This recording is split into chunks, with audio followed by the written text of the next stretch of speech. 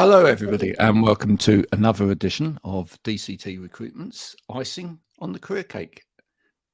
Diane's here, as usual. Diane, I just need to, before we introduce our guest today, I just want to know how strictly rehearsals are going. Well, I've been doing, I've gone to like professional classes the last couple of weeks to learn how to like finesse me hands and me movements and stuff, yeah, which has been good. And then so they've asked us to do our routine next week and Wow. I'll get a critique. And then tonight we're in the Hard Days Night Hotel and we're getting our films done, ready for, you know, what they're going to show on the night. So I've got me dance shoes now, wore them last night for the first time to check, to thinking them in. So yeah, it's going good. We've got most of the routine, so I'm happy where we're at. That's it. So is it from, and she's gone. She got a little briefing and left, yeah.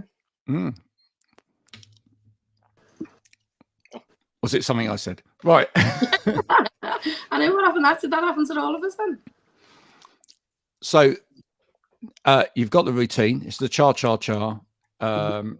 You've got the shoes and everything. So does it mean now, between now and the actual performance, it's like heavy gym work and, you know, strict diet and all of that sort of thing? Is it, or is it? Yeah, you think so. You think I would have been disciplined like that, but I haven't. So yeah, I've got 6 weeks now to get myself in a bit of a better shape. I'm not gonna lie. There's still time. There's still time. That hasn't really gone to plan that, but it's 2 minutes, 2 minutes long. So you know, but it's quite fast, the cha-cha-cha. So it is quite it's fast, quite physical. Yeah. Yeah. There you go. Yeah, it'll be all good. And we welcome to the studio today, Kev. Kev, thank you for joining us from SK Print. Kev, have you got dancing shoes? I will not be doing the dancing, not a chance. Diane's already asked us about it, and no chance. She's brave. No. Whiskies and I might dance, but you wouldn't pay for it. Now, look, for people that are listening to this and not seeing the video, Kev sitting in. Is this a room in your house? But it looks it looks like a movie room. What I call the man cave, basically the spare room, essentially. So you're a big movie buff, because that looks like a rows and rows and rows of Blu-ray discs, and in the corner, we've all spotted it. There's something to do with Ghostbusters as well. Yeah, that's my little light up Ghostbusters sign. It never gets lit up, no batteries in it, but yeah, movies are a massive passion of mine. I love them ever since I was a kid. Well, we've got to ask before we go any further. Then, favorite movie of all time for you? Ghostbusters. Ghostbusters. I thought, it's my favorite. It's my. I know it's not the greatest movie ever, but that's the movie that holds special to me. I love it. Everything about it. Yeah. Have you seen the new ones? Yeah, I've seen them. They're not as good. Still enjoy them. Everyone always says that about sequels, don't they? Nowhere near as good. I quite enjoyed the last one because. It got the sort of old gang back together again, kind of fully. Just doing it a bit longer. So. Yeah, no, absolutely. What about you, Diane? Favorite film? My favorite film is Pretty Woman. Right. Classic.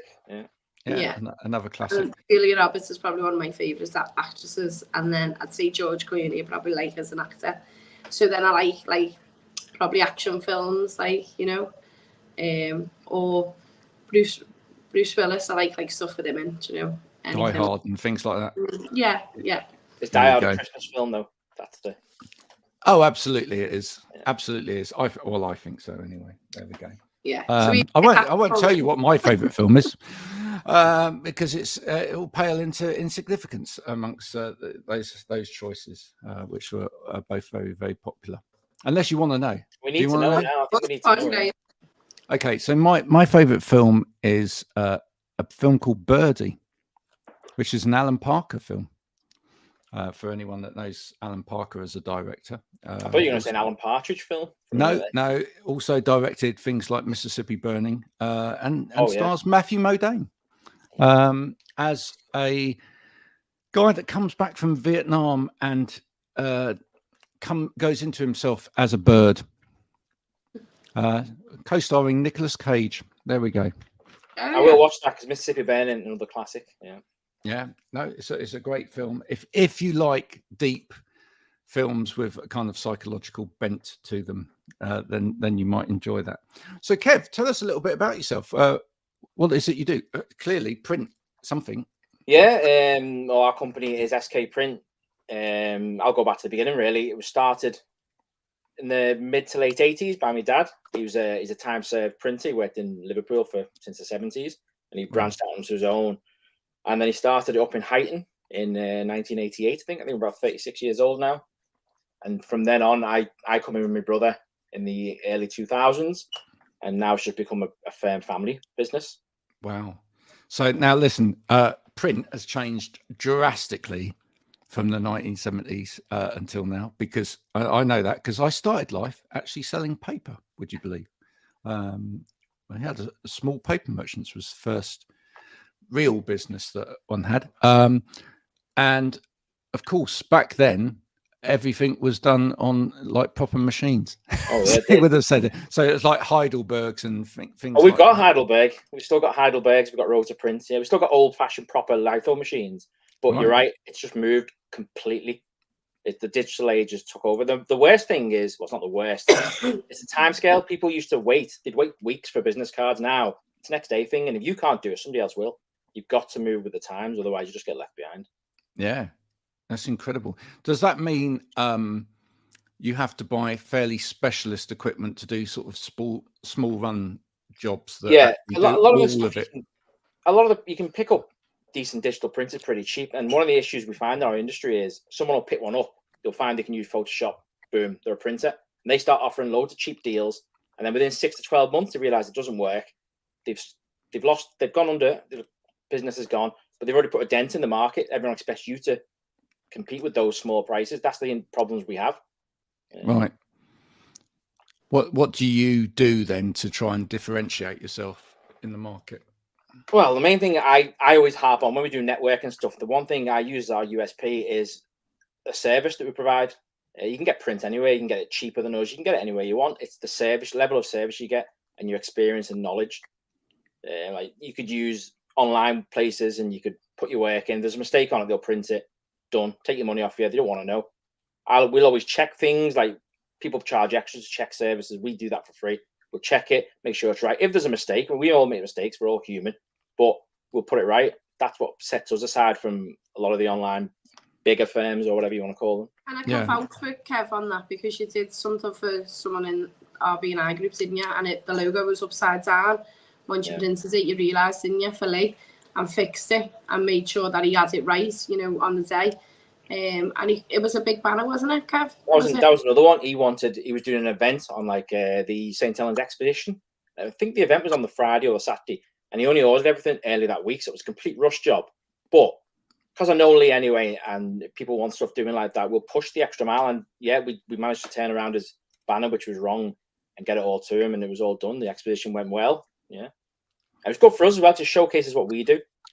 And you know what? They didn't just have them standard banners that we've all got. I'd like, how wide was that banner? Because it was really good. Well, a standard is about 800 mil. His was about 1,500 mil wide by 2,000 mil high. So it was a big one, the biggest we do. And he had two of them, so yeah, they were good.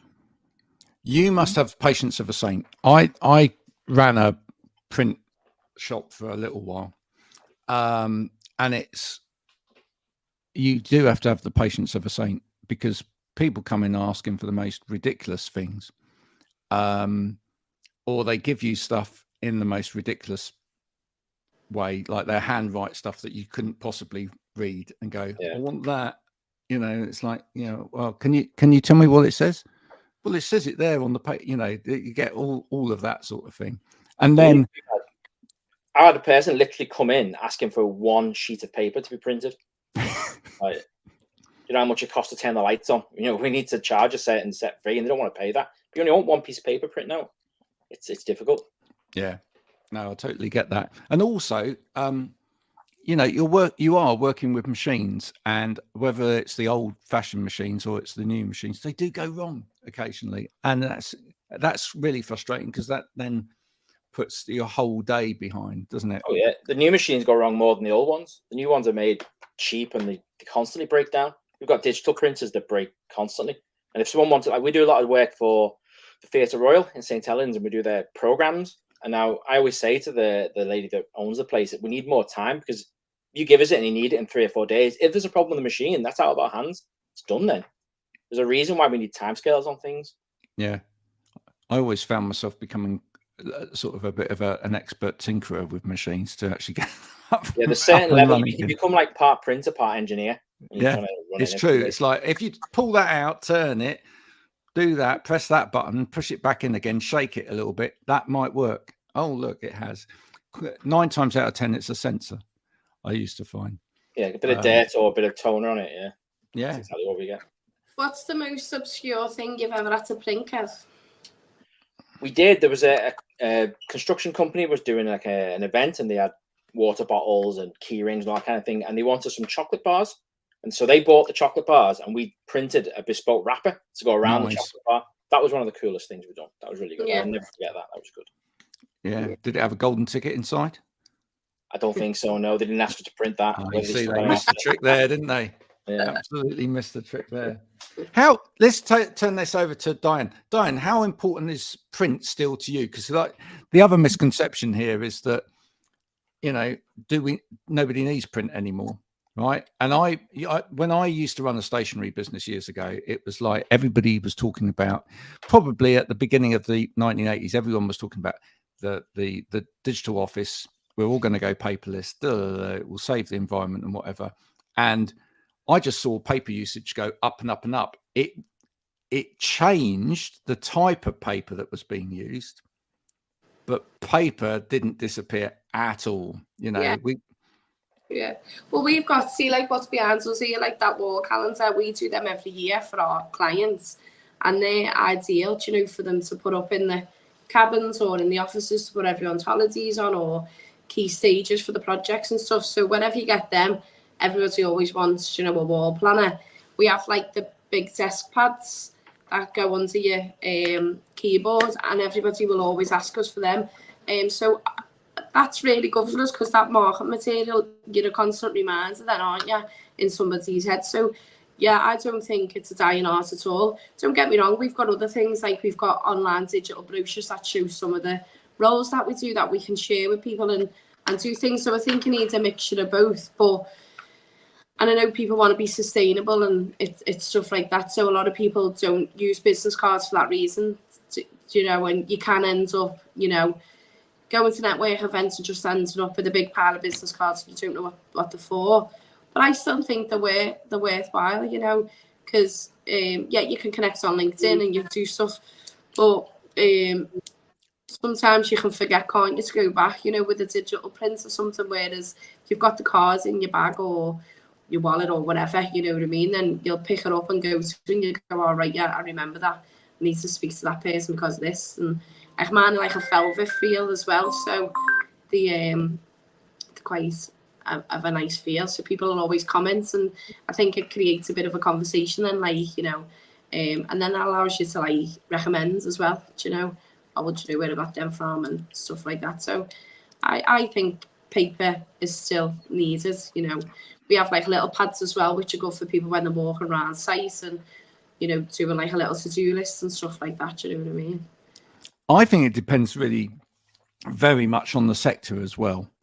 I was at the Care Show last week at the NEC, and I do some work for the Care Connector network, and one of the things we started as pretty much as soon as came on board was a newspaper, a physical newspaper, because that's quite in a lot of ways quite an old-fashioned industry still, and a lot of people in that industry actually still like to read something on paper. And actually walking around that event at the NEC, the amount of pads and pens and you know, printed material, etc., you know, even diaries, which I have to say is one of the things that seems to have gone by the wayside a lot of the time. But even things like that were being handed out, and it's still very much that. Now, having said that, in contrast to that, a few years back when I was in tech and I went to something like Amazon Summit, there was very little paper being handed out, because I think actually if you're dealing with programmers and people that use tech all day long, quite a lot of them gravitate towards doing things in a technological way. So I think it really depends upon your audience, doesn't it? I completely agree. I did a presentation the other week, and I was talking about the best ways to utilize both. You need, for print, you need online marketing as well. There's always a sector for both. For me, if someone sends an email, you're more likely to read a leaflet that comes through your door than check an email that comes. Do both. That's what I said. There's a market for both, and we can both help each other out. Yeah. You'd also do, like, you know, branded uniforms and things like that, don't you, Kev? So, you know, I think, like, we have a branded uniform, and, you know, I think that helps because, again, you know, you've got your logo on it, you've got this, it might be all right, well, what you do, or, yeah, you know, recruitment or whatever, you know, it just, it helps, you know, people see, and it's just getting that, your brand awareness out there. So you do a lot of work with it as well, don't you, where you can brand everything up. It's, yeah, for me, it's about print changed, but still there. You just got to move with the times. We do a lot more now of, as you say, Dan, branding stuff, marketing things, wide form posters. You go back 20 years, it was all NCR pads or invoice books and pads. Now it's all marketing stuff, really. And we have had companies that have said to us, we don't need these big pads anymore because we're using iPads. Within 6 months, all the iPads are broke. They realize how much they are. They go back to paper because it's still cheaper. It always goes full circle. I love that. He mentioned the NCR word. Just for any listeners that are listening that aren't old enough to remember said technology, that's no carbon or non-carbon required. Yeah. And it's where you used to have like sets of pads with a top level. Well, actually, you could have various different levels, up to about 6 levels, generally, using paper like Idem. And it enabled you to write on the top, and then there'll be a copy for the customer and a copy for this, and one would get distributed over here, and one would get distributed over there. And generally, all of that work now is done on a computer, and if you need another copy of it, it goes into the cloud somewhere and sits there, and you retrieve it when you need to retrieve it. So it's all that sort of stuff has definitely gone. What other print has gone from your dad's day? Because let's just reminisce for a while, because, you know, given the age group of the people that probably listen to this, there'll be a whole load of people, A, that we might be educating, and B, that will love reminiscing about things that they used to have that aren't anymore. Continuous, we don't do a lot of continuous stuff anymore. That's print with the little dots for like dot matrix printers. We still have some listing paper. Yeah. We still have some customers, but back in the 80s, whatever, they'd have loads that use that. I think it's more the process has changed than what is given out.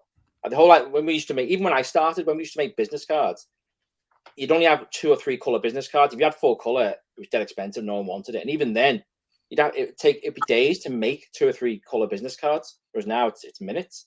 The process has changed more than the actual outcome, I think, or the output. Yeah. No, I get that. Actually, do you know, I said just a moment ago that tech people don't have anything to do, well, have very little to do with printing. But there's one thing that most programmers or developers or people that work with computers all day long, the techie people, do have that gets printed. Does anyone know what that is? It's stickers for your laptop. They collect them. Yeah. Massive. So Diane, there's a thing for you. If you want to get into any kind of tech companies, what you need to do is print laptop stickers, because every developer has like their laptop completely covered in these stickers. That is the way to go. That's how they remember them. QR codes, another one. People used to say, they will replace business cards, but they don't. We print business cards with a QR code on. So a lot of them now just have a QR code one side and your logo on the other. Simple and plain, but does the job. Where do you think print will go, Steve? I mean, as you're like in the thick of it now and following kind of trends, are there any trends emerging that you think, well, actually, I can see it's going to go more this way as well? I just think things go more bigger in both sense of the terms, because it's more marketing thing. It's all about marketing now rather than office supplies. We still do office supplies and office stationery, but the vast majority of stuff is advertisement, for posters, leaflet campaigns. That's the way I think. It's more posters and banners and anything to advertise everyone wants to own their own business, and when they bring their own business, first thing they want to do is advertise it. That is the key thing for me. That's what we do the most of. The thing that you do is them like magnetic strips that go on your car, isn't it? Like, so you can put your logo and stuff in your taxi drivers and to them on your car, like, I'm like the magnetic, so you put them on and pull them off. So like for me, I'd pull them off, you know, when I was at home, in case anyone like was disgruntled. yeah, well, they're good for taxi drivers and for like people do airport runs. They want to use the car normally of a day, of a night. They put them on. Yeah, yeah. There's one thing. Sorry, well. Dan. Sorry, Graham, go on. I was going to say there's one thing looking at Steve's office there that would tell everyone immediately that actually he lives by what he says, which is always important in business. I think it's always important to actually use somebody that actually has the ethos or lives the ethos behind what they're saying, which is that you collect Blu-rays, right? Which are tangible things. Now, a lot of people would say to you, you're absolutely mad because you could just rent those in the cloud and just watch those films. But for some reason, you choose something tangible because I think you see a worth in that. And someone's put effort into the artwork, someone's put effort into putting that together, etc. And also, it has more meaning to it because it's there, it's tangible. You can pull it out. I think that's really important, and I think. I don't know what both of you think, but actually I do a music podcast as well. And talking to a lot of musicians, we're seeing a bit of a resurgence in terms of people actually going back and buying physical product now. Tape, CD, vinyl, the whole lot. And I just think we've almost it's starting to go full circle with it. I think we've had so much of all of our life go online. I think we're beginning to realize some of it might disappear if we don't actually physically have something. You know, same with photographs. Like when you were little, yeah, like people would print photographs and then put them in an album and whatever. Now people just snap everything and put it on Facebook and go, that's your childhood. That's a real danger because you're not controlling that space. Someone just pulled the plug on that one day. You've lost all of those memories. You know, I think as humans, I think we actually need things that are tangible. And I think that's one of the reasons why print is never going to disappear. Would you say? I would agree. Even behind you, your wallpaper, we print wallpaper. Everything, if you look around you, everything you do every day, there's print everywhere. You just don't realize it's there. And I agree with you. I mean, half the Blu-rays I probably never even watched, but I like to have them and have them there. They're mine. And yeah, I completely agree. Very neat and tidy, Kev. So like, order as well. Yeah. I know, I bet you are, Mr. OCD. I mean, Diane, you've talked about how important print is to you, and you know how you use it. By the way, I do think here's a business idea, folks. I think you should actually start doing the wall planners, but bespoke to individual businesses, not just with like DCT on the top, but with all of Diana's holidays already programmed in for the client, so they go, oh right, okay, she's not there that day. I'm always available anyway, so that doesn't matter. Or this is you know, Diane's putting on an event this day. You need to come, that sort of thing. But what about for your clients as well, Diane? How do you, as you go around and you see different clients, how are you seeing print still used in your clients? Yeah, well, like we do a lot of construction, so you'd have all the hoardings outside, you'd have all the signage, you know, direction where to go to site, you know, who's the contractors, the health and safety posters, this, that. There's numbers of things like that you would see within a construction site that would be needed. Even in everybody's offices, you still need your health and safety poster, your fire safety, you know, some of your, you know, terms and conditions, whatever, you know, your liability insurance shows, all that type of stuff. You still need, you know, printed stuff, don't you, in any business that you are, you know, so it's always going to be needed. But I agree with Kev. I think it's more gone to a marketing side of things than, you know, we've got lettered heads of paper and stuff here. I've still got the same box from when I opened in 2 years ago, you know, so we haven't had to, so that type of stuff you don't get, but we still got all that when we opened, so it's there to use when you require it. But yeah, I think all people will need print in a different way, you know. I would think personally sometimes like having workwear, having a uniform is easier than deciding what to wear each day, you know, for works. And sometimes in certain industries that can look, you know, really smart. You know, where you work, you know, you've got all your employees in the same thing. It can look nice and uniform, but then you're also on freedom of choice for people. So if you don't want to wear it, then you wear what you want to wear. So it's horses for courses, isn't it, for different clients? Do you know what I mean? Yeah, no, absolutely. I mean, Kev, you mentioned it earlier that I think it's about having both. It's quite interesting. I mean, Diane, you deal with the hospitality sector as well. I mean, let's face it, if any of us go to a restaurant to have a meal, what do you do? You want to look at the menu online first before you go to see whether, you know, it's got what you really want, and you get an idea about what the restaurant will look like and all of those things, and you can book your table or whatever. But then when you're sat at the table, you don't want to sit and look at the phone menu there. You want a menu in your hand and you want it to feel nice. But even going back to when you look online, that menu that's online, someone's got to have to design that. And in our company, my part, I'm the designer. That's what I do. So there's a room in our company for just design only as well. And I think what you said before about different industries is one of the reasons print will never die out. Solicitors have to have letterheads by law. Construction firms have to have the safety signage. So as long as all they're going, we'll still be going. And I was thinking then about when Diane was talking about marketing and stuff. I'm part of a network group. And in my network group, I get more referrals every week than anybody else in there. They're only small ones. They're not, not massive. But I think that says a lot about the print industry and the popularity of it. It's still needed. Yeah. I was going to ask a question, Kev, from a recruitment point of view. Do you think it's hard to recruit staff to get into the printing world now? I wouldn't say so, because we only have the three of us in our company, but we get loads of calls and emails from people that have just left college or anything like that, and they've done a design course, a printing course. They're looking for work constantly. So as long as the company's big enough, there'll be work there. It's just that we're only a small little family firm and we couldn't really justify it. We don't need an extra hand, but if we did, I think it'd be out there, no problem. Yeah. Would you say to people like in the computer world, like so our Thomas doing computer science, that type of stuff, or like the digital world, would enjoy going into printing to see the physical, tangible evidence of what they do? You know, like 100%. printers and stuff now, what you can print off is amazing, isn't it?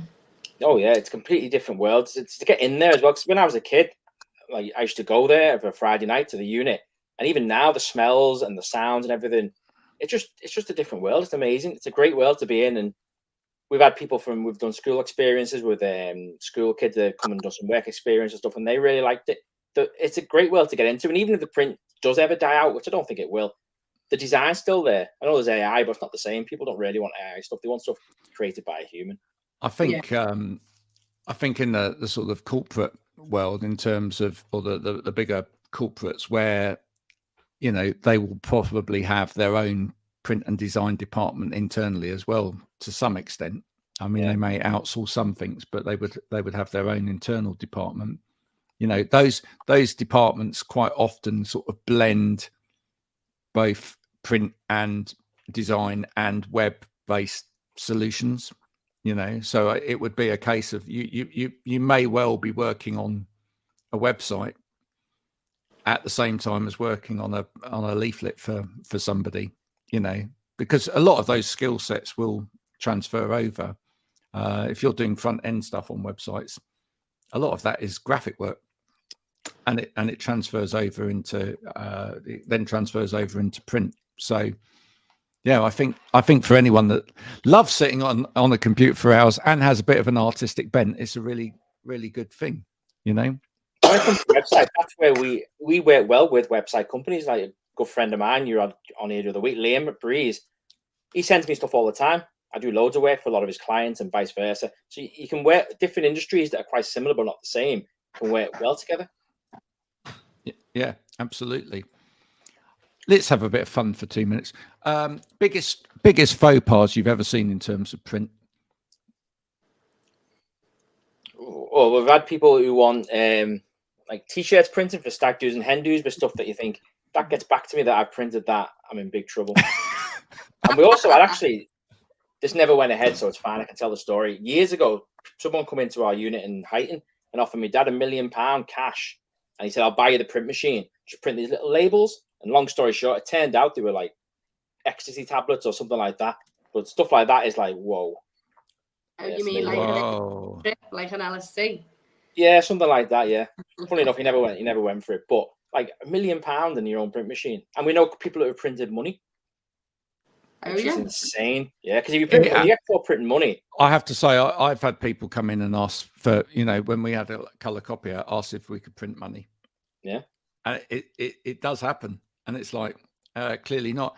I mean, actually, there's an element there as well. I mean, one of the things you have to watch as well is copyright on stuff, isn't it? As well, the amount of times if you're just doing like a copy type service or whatever with something, where someone will come in and go, see this book, I want 10 copies of that book, and it's like, well, you can't just have 10 copies of that book, because we can't make 10 copies of that book for you, because there's copyright on that book.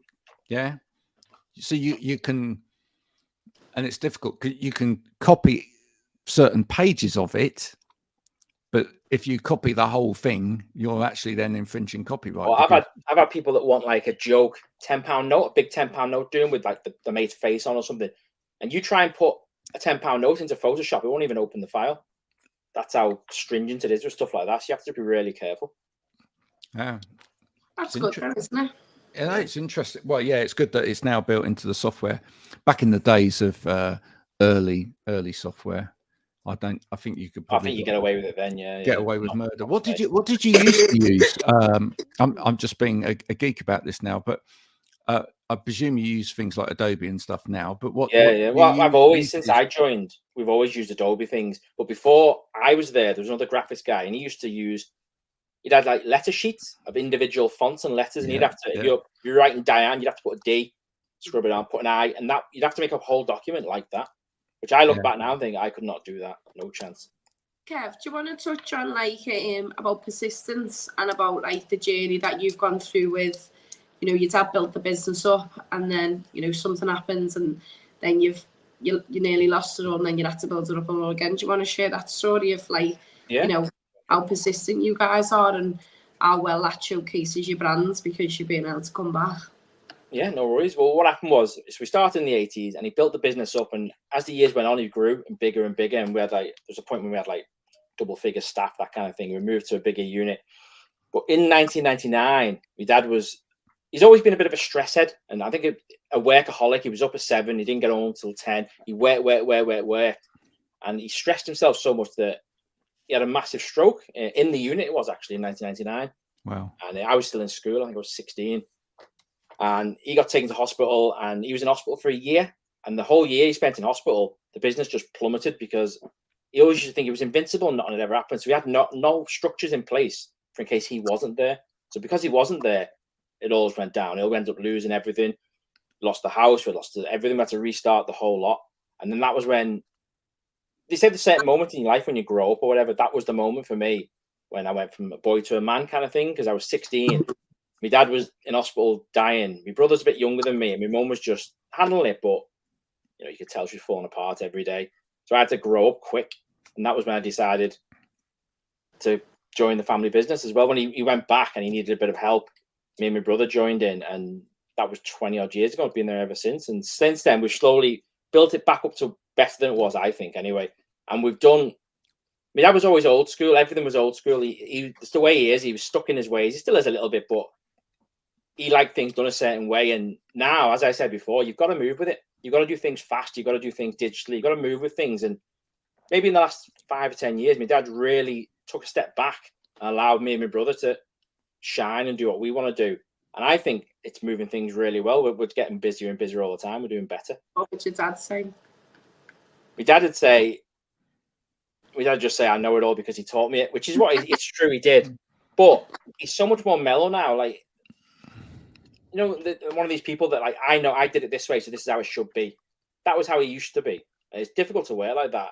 Yeah. But when I first joined, you're younger and you just want to come in, get your money and go home. You don't really care about the ins and outs of the business. It's only now, maybe the last 10 years, when you learn that if you don't put a shift in and put your effort in, there's no money there at the end of the week. You've got to really put a shift in. And now I feel like me and my brother, my dad will sit back. Even he's in work now. Still, he comes in every day. He'll never leave. But he's happy just sit back and let us two run it, which is great because we work well together. Because we both do completely different things in the business, so it works well together. And to be honest, doing the networking has been massive for us as well. It was Liam who got me into. He was harassing me for months to come along to BNI. I kept saying to him, "No, it's too early. I don't want to go." And that was 4 years ago, and we've not looked back. To be honest, it's been going up and up ever since. So never give up was my motto, even when you're at your lowest. Because my dad got told first night I went to the hospital and he was there. Doctor pulled me and my mum in a room and said he's got 5% chance of making it through the night, and that was 25 years ago, and he's still here. So the key is never give up. Yeah, that's a good story. It's a very good story.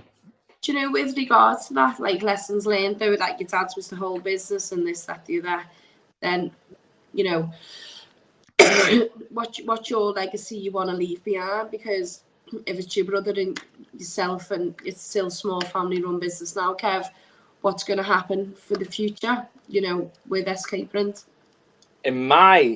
Hopefully, in my eyes, like, I've got a nephew and a niece who are keen. They're always there all the time. They're keen to learn things. Maybe it'll carry on as a family business. I don't know. But maybe I've got a little bit of my dad in me where it's like, I'll always be there. I'll never not be there. But for me, the dream is to hand down again to the next line of Kaisers, essentially. Yeah. And just, I'd like people to think that we pride ourselves. We're an honest company. We're we're only a small firm. We don't claim to be nothing bigger, but we're honest. And we treat people as not just a number on a sheet. We treat you as a family member. That's the way I think people should be treated. And if you treat people well, they'll come back for more work and they'll spread the word. It's that hard balance, though, isn't it? All of the time, which is that you want to do the very best for your clients, and then if you immerse yourself in work when you run a company and it's your business, etc., that you can't just put it down because it means more to you than just work. But at the same time, your dad, your dad going through that situation has ultimately taught you that other life lesson as well, which is that at the end of the day, your health is your health. And if you don't look after yourself, then, you can't help anybody else.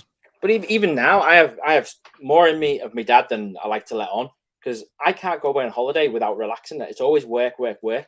Like me and my girlfriend went to the lakes in a caravan a couple of years ago. I took the MacBook with me so that when she was in the jacuzzi, I just sit on the dining room table doing work, because that's how I relax. And I think having that kind of mentality helps you to build a business as well. You've got to have the focus and the drive, which I think I've got from my dad, to be fair. Yeah, no, it's difficult. It's a difficult one. How you balance that out? You've got to balance it, because you can't. Is really, really hard. And every entrepreneurial person that's listening to this will know exactly the same. We've all done it. We've all taken our laptop away on holiday. We've all answered phone calls, business phone calls while we're on holiday, etc. We've all made our excuses and nipped to the toilet so that we can, message a client back, because we kind of like don't want to give out the fact that we're working while we're with the family or whatever. We've all done it. I know you could go on about that conversation for a long time, but I will always prepare my clients if I was going to go away. I only generally go away for a couple of days in there, do you know what I mean? But I prepare them, and I'd get every. So, for instance, for you, Kev, your regular clients, you will prepare and go, right, I'm going away. What orders have you got? What this? Can you let me know in advance? We do the same with recruitment. What have you got? What this? So you're forward planning, and I think it's about what you do before you go that allows you to have the right time while you're away. Every business owner, I think, will probably check the emails and check the phone every day at some point, because it allows you to either reply to something that's really urgent or just park like some of the certain stuff.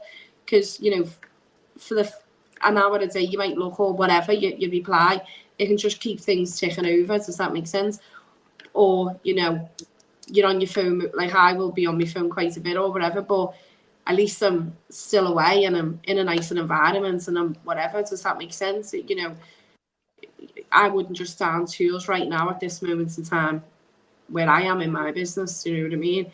Fast forward 5 years, hopefully maybe you are, but I'm a bit like you, Kev. Like, I enjoy what I do, and it would stress me out more actually not checking in on things than keeping an eye on it. Because who wants to come back to like 1,000 emails that you've got to, it's going to take you 3 days to get through. Do you know what I mean? I think it's like a block as well. That I've got a lot of friends that work for big corporations, big companies, and if they have a week off, fine, the phone's off, and not the business will still be there. When you run your own business or you've got your own company, you're always worried that, well, the customers will go somewhere else if you're not there. It's always like that. You've got to work, otherwise you don't get the money. And I think that mentality, whether it's right or wrong, is ingrained in my head. I think it's important to get the balance. I think it's very difficult to do. But I think it's, as you say, I think it's very important to have that drive. Let's move it slightly sideways though, because one of the things that you are doing, and let's just talk about that briefly, which I think is actually important for you personally and for the business, is you are getting out and doing networking. How important has that networking been then? Because, to be honest, it's been massive, not just from a business point of view, personally. Like, I first ever network event I went to, they were doing all the 60 seconds about what they do, and my heart was flapping. I thought, I don't want to stand up here and do a 60 seconds. And I met people in there. Like, there was a business coach, Ian Finney. He's been a big mentor of mine to teach me how to deal with stuff like that. And I've gone now in 4 years from being a scared little mouse to being the president of our chapter. It's helped me grow as a person, I think. And it's helped the business no end. I think it's great to see that though through any network, but I do think being I, because you're all in every week, that you see each other grow. Like, if you think of Lee when he comes 6 months ago and he didn't know what to say, and now like he's done like videos with Remain and he's like so articulate the way he's presenting himself and the way you are. I think networking develops people individually just as much as it builds your business. It develops you as a person, and that's priceless. Some of that stuff that you can get, you learn so much from other people, what to do, what not to do, learning from other people's successes or failures, and just let you get on the trajectory a little bit quicker sometimes. I agree. I've learned more in 4 years through networking about business than I have in the last 20 odd. It's just incredible. The amount of different people and different businesses now, they're all essentially the same kind of system, just different outcomes. It's mad. I think it's a vital business lesson as well for anybody that's out there that's running their own business, because, it's so easy to get busy and think I've got to do this for clients, etc. But actually, you're doing them a disservice if you're not getting out there as well. Partly because you need to see a bigger picture of the world, and actually you can help your clients if you're networking, because you can actually signpost people to other people. You can't do that if you're in your own little bubble. Secondly, is that ultimately you've got to keep filling the funnel, because things happen, right? So as much as clients might feel like friends to you or family or whatever, and you feel like you've got a great relationship and it's all going swimmingly, occasionally something just goes wrong and you lose that client. So if you're not getting out there, you're not ever going to fill that funnel again for when those things do happen. So I think it's important to network for lots of reasons, and one of them, which you've just said, is actually it's probably just for your mental health as well. I think actually just getting out of the business, even if it's for an hour or so, on a regular basis, and actually meeting other people and just talking about being in the business, but not necessarily, being in the business actually helps. I think it ties in with what you were saying before, Graham, as well, about how times have changed since the 80s. In the 80s, our networking was we had a sales guy working for us. Now, it's cheaper to be in a network group, but also it's you in the business being out there. And that's the way we bring most of the work in networking and online marketing, really. We don't have a sales guy anymore. That's a massive difference. Going back to what you said before about the service you supply to your clients, that it's different. I think the bigger your network is, you become like that fountain of knowledge to your clients, because you've then got networks that open up to people. So you become more than just a printing company. We would become more than a recruitment company, because if they've got an issue or they're talking and you're hearing that, you can say, I can introduce you to someone for that. And because you're with them people all the time, you know that you like and trust them and that it's going to work and it's going to build. So like what you find then is people will come to you for a bit of advice, and then that conversation could lead to something else or more business or whatever. But like that's something like I pride myself on is that, you know, we're more of a, you know, people hub, so to speak. We can help you with pretty much any issue, you know, by connecting the dots to people and helping each other. So then all our business comes through referral process, you know, so that's easier to manage as well. It's easier to deal with. But going back to your point with the service, that's where you're giving that extra service that maybe some bigger companies lose sight on that. You know, trust, isn't it? You build up a trust with people. That's, for me, it's important. I want people to look at us and go, SK Print, they're a decent firm, you can trust them. That's what I want. Yeah. That's a great thing for people to take away from any service. Thank you so much for joining us today, Kev. It's been a great chat again. Just before you leave, what are you looking for at the moment? Is there any particular kind of work that you would love to get your hands on at the moment? This time of year, funny enough, it is stuff like wall planners, calendars, because I always say the best method of, if you want cheap advertising, do calendars. They stand on people's walls 12 months a year with your company details on them straight away. They're the best things to do. Wall planners, desk pads and calendars. Easiest way to advertise your business by far. There you go.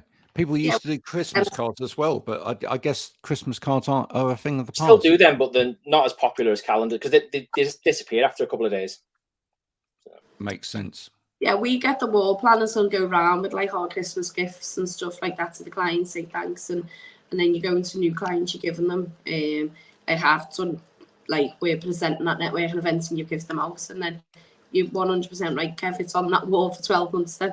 In your face all the time, yeah. Yeah. Brilliant. So, folks, if you're listening and you want to, you know, give something for Christmas to all of your clients or potential clients, etc., then do get in touch with Kev. I'm sure he'd love you to just give him the opportunity to be creative on something as well. I know. Yeah, exactly. I know that, you know, people think that they need to come with the total concept to a printer, but actually, I think if you've got someone that's quite creative anyway, within a business like yours, Kev, that actually sometimes it's quite nice if a client comes and goes, I want to just do something different, you know. Just make sure you've got the budget for it, because, you know, he might think completely outside the box, and maybe you will put the golden ticket in your chocolate bar for all of your clients to see if they can find. Thank you, Kev, for joining us. Thanks to Diane as well for another great conversation. You've been a great listener as well. Well done for Thanks, Graham. being with us for the last 50 minutes or so. We'll be back soon with another recording from DCT Recruitment. Until then, bye for now.